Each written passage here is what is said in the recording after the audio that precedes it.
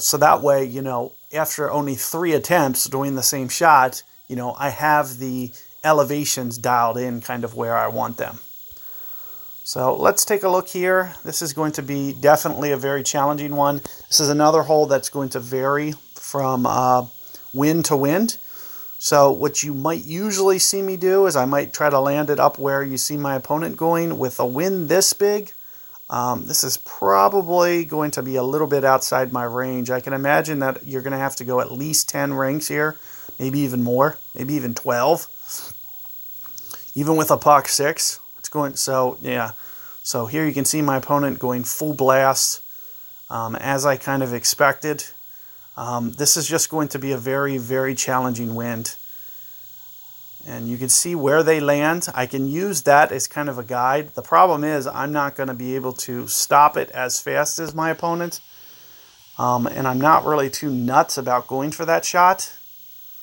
So what you're probably going to see me do is try to do more of a hop shot. And, very similarly to what I just mentioned, we'll probably try to go a little bit more for a correction, maybe more towards 1 per ring, very similarly to what you see me doing here. And I'll try to come off of some of this spin right around maybe 3.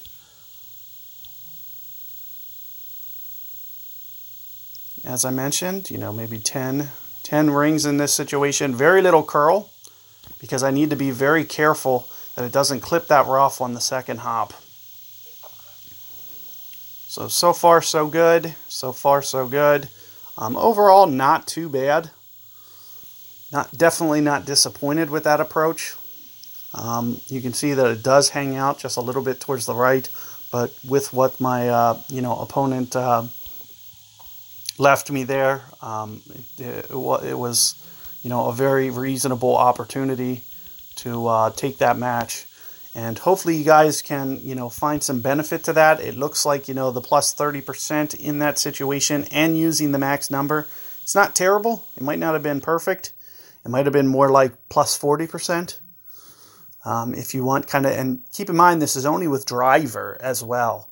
So as you switch clubs, your elevation is going to change. Your ball flight is going to change to an extent. And especially if you're using a sniper, for instance, the way that it's going to carry out might be, significantly different the more as your clubs change. But just something to be thinking about there. Good luck with that shootout. It's going to very much vary depending upon, the wind that you get at hand as to how you're going to want to go about doing that. So good luck, guys, and catch you guys on the next tutorial.